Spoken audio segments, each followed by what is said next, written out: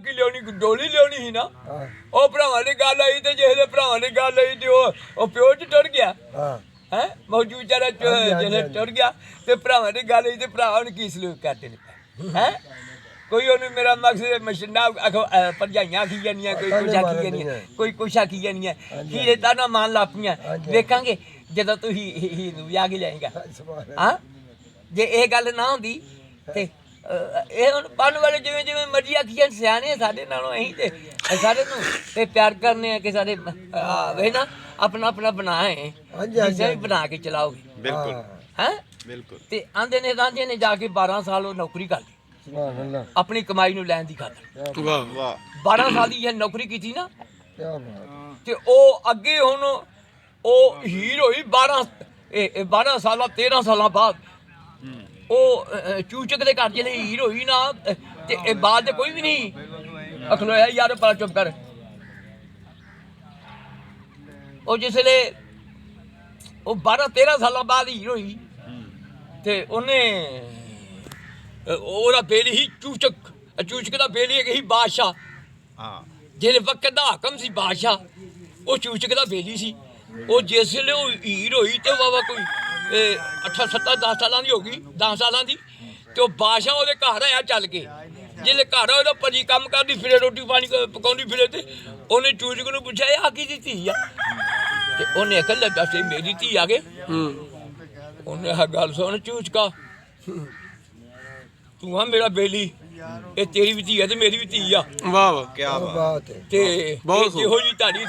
ਆਪਣੀ ਧੀ ਆ ਨਾ ਆਪਾਂ ਇਹੋ ਜਿਹਾ ਮੁੰਡਾ ਵੇਖਣਾ ਕੀ ਬਾਤ ਵਾਹ ਵਾਹ ਉਹ ਵੇਖਦਿਆਂ ਦੀ ਇਹ ਮੌਜੀ ਚੌਧਰੀ ਦਾ ਘਰ ਲੱਭ ਗਿਆ ਹੈ ਇਹ 8-10 ਜਾਣੇ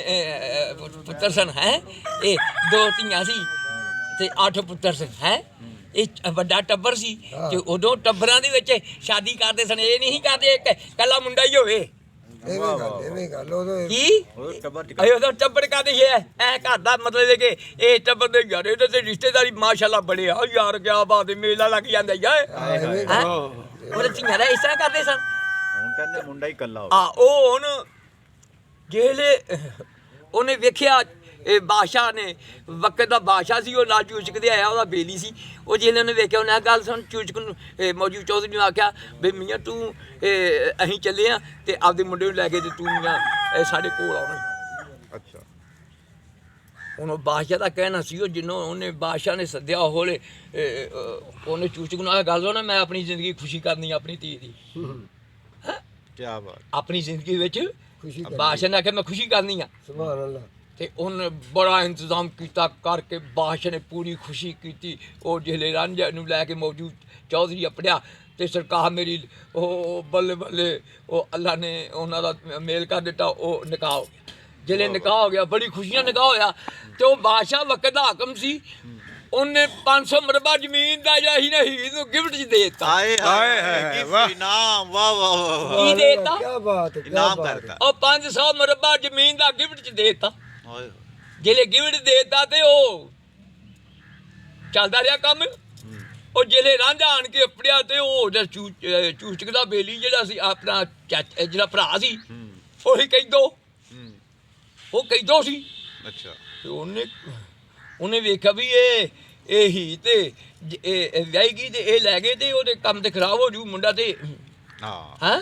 ਬਿਲਕੁਲ ਸਹੀ ਇਹ ਤੇ ਨੌਕਰੀ ਕਰਦਾ ਪਿਆ ਔਰ ਸਹੁਰੇ ਨੂੰ ਵੀ ਪਤਾ ਨੌਕਰੀ ਕਰਦਾ ਪਿਆ ਇਹ ਤੇ ਗੱਲ ਨਹੀਂ ਪਤਾ ਨਹੀਂ ਕਿਸੇ ਨੂੰ ਪਤਾ ਸਭ ਪਤਾ ਹੀ ਸਾਰਾ ਕੁਝ ਜੋ ਜਿਵੇਂ ਮੇਰਾ ਮਕਸਦ ਹੈ ਵੀ ਉਹ ਇਹਨਾਂ ਨੇ ਬਣਾਉਣਾ ਸੀ ਉਹ ਬੰਦਾ ਗਿਆ ਜਿਹੜੇ ਬੰਦਾ ਗਿਆ ਇਹਨਾਂ ਦੀ ਆਖਰੀ ਜਿਹੜਾ ਸੀ ਉਹ ਮਤਲਬ ਹੈ ਕਿ ਕੀ ਹੋਇਆ ਕਿ ਹੀਰ ਗਾਂ ਵੀ ਹੈਗੀ ਉਹਨੇ ਆਖਿਆ 500 ਮਰਬਾ ਤੂੰ ਜੇ ਇਹਦੇ ਨਾਲ ਚੋਦੇ ਤਾਂ 500 ਮਰਬਾ ਤੇ ਨਾਰਾਂਝਾ ਨਾ ਹੋ ਗਿਆ ਹਾਂ ਤੇ ਤੂੰ ਭੁੱਖਾ ਮਰੇਂਦਾ ਪਿਆ ਔਰ ਤੂੰ ਧੀ ਵੇ ਇਹੋ ਰਿਸ਼ਤਾ ਜਿਹੜਾ ਚੁੱਕ ਕੇ ਦੇ ਤੂੰ ਆਪਦੀ ਮਤਲਬ ਮਲਕੀ ਆਪਣੇ ਆ ਤੇਰੀ ਬੁੜੀ ਦਾ ਭਰਾ ਜਿਹੜਾ ਹਾਂ ਭਤੀਜਾ ਭਤੀਜਾ ਉਹਨੂੰ ਚਾਹਦੇ ਹੈ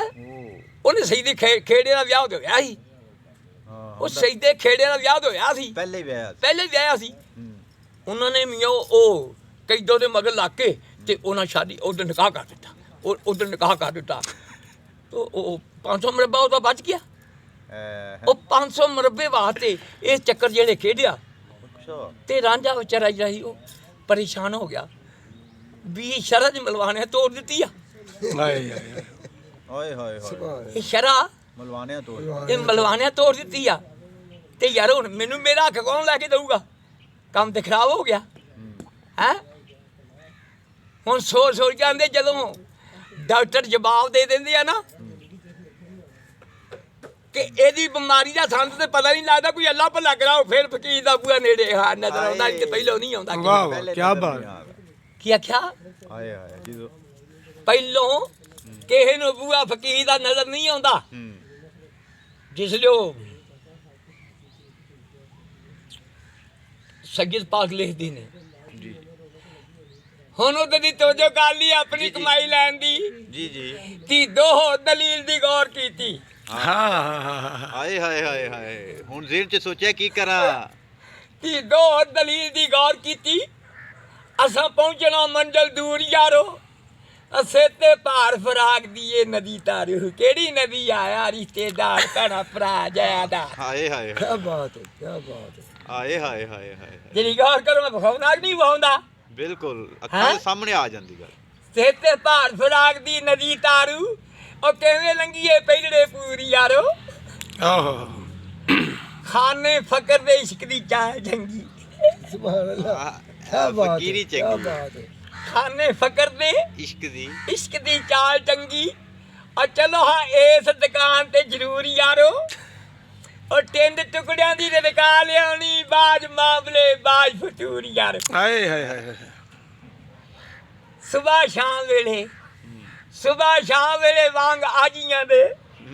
ਹਾਜ਼ਰ ਬੋਲਣਾ ਹੋ ਹਜ਼ੂਰ ਯਾਰੋ ਹੈ ਦਰਦੇ ਨਾਲ ਹਰਦਮ ਨਾਲ ਯਾਰ ਸੁਬਹ ਸ਼ਾਮ ਵੇਲੇ ਵਾਂਗ ਆਜੀਆਂ ਦੇ ਹਾਜ਼ਰ ਬੋਲਣਾ ਹੋ ਹਜ਼ੂਰ ਯਾਰੋ ਸੁਭਾਨ ਅੱਲਾਹ ਨਾਲ ਫਿਕਰ ਦੇ ਚੁੱਲ ਨਹੀਂ ਉਤਾ ਬੈਣੀ ਨਹੀਂ ਝੁਲਕਣਾ ਭਾਠ ਤਨੂਰ ਯਾਰੋ ਕੀ ਬਾਤ ਹੈ। ਕੀ ਬਾਤ ਦੇ ਕੇ ਬਾਂਸਰਾ ਨਹੀਂ ਫੇਰ ਕੂ ਕਸਾਉਣਾ ਦੇ ਕੇ ਬਾਂਸਰਾ ਨੇ ਫਿਰ ਭੂਖ ਇਹ ਫਿਰ ਕੂ ਕਸਾਉਣਾ ਉਹ ਫਿਰ ਉੱਠ ਕੇ ਵੇਖਣਾ ਹੀ ਘੂਰ ਯਾਰੋ ਵਾਰਸ ਸ਼ਾਹ ਦਾ ਬੋਲਣਾ ਭੇ ਹਾਏ ਵਾਰਸ ਸ਼ਾਹ ਦਾ ਬੋਲਣਾ ਭੇ ਤੰਦਰ